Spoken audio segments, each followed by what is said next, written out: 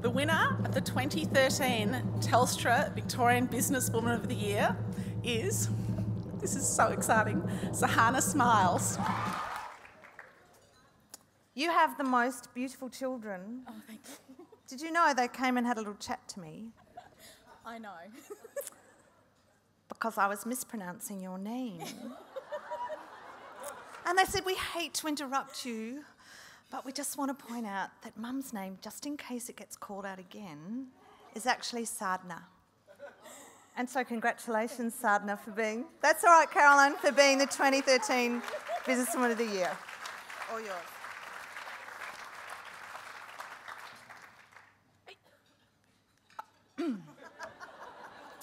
I did not expect to be up here tonight.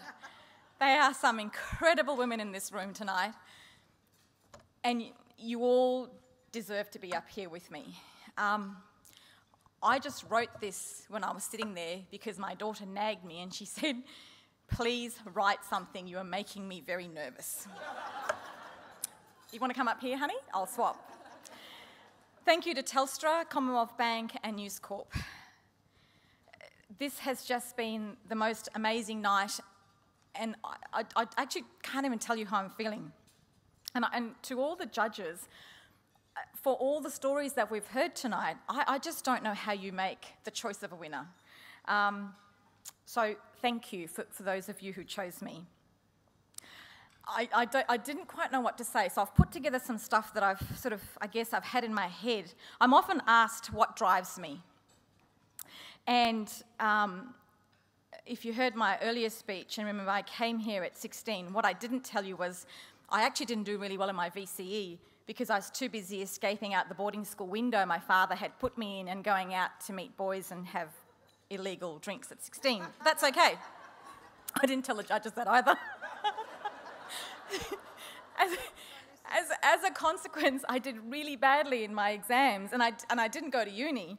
And I started my career in my industry as a receptionist.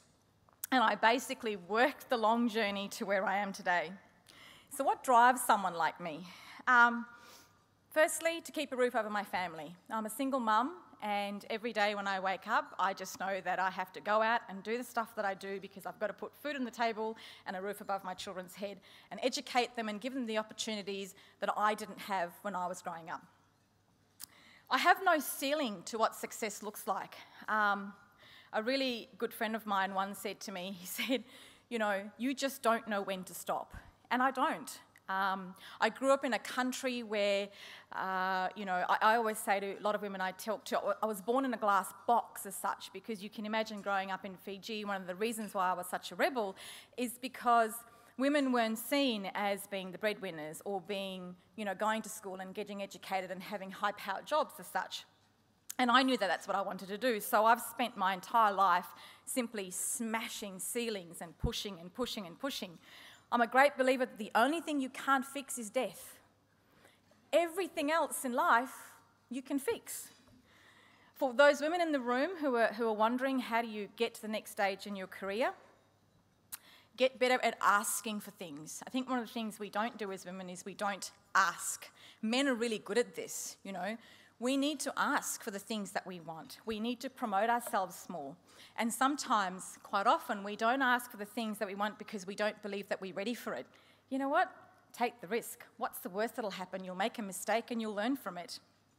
And the most important lesson that I've learned in my journey is doona days are okay.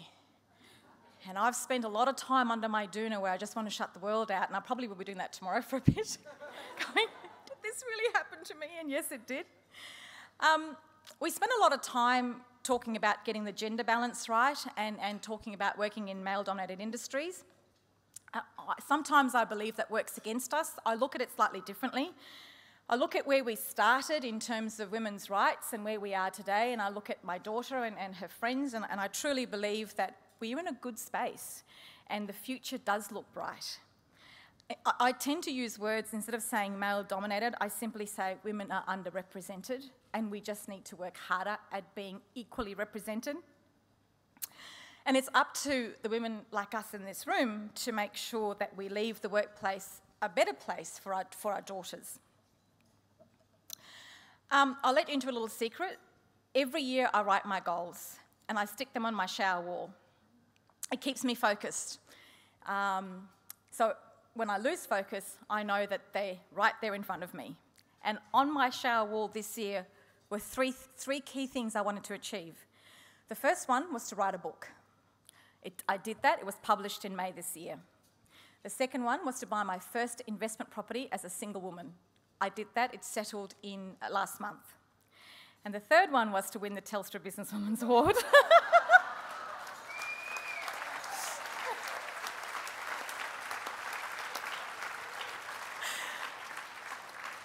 I'm going to go home tonight and tick that one off the list too. My passion in life are my kids, women and business, and my not-for-profit in Fiji. I'm a big believer that you start with the end in mind. I know what my end looks like in terms of where my business life is going to end, and I also know what will be written on my tombstone. She made a difference. Thank you so much, everyone, sponsors, fellow winners and finalists. This has just been an incredible night. I did not come here tonight expecting to walk away with this, so thank you so much.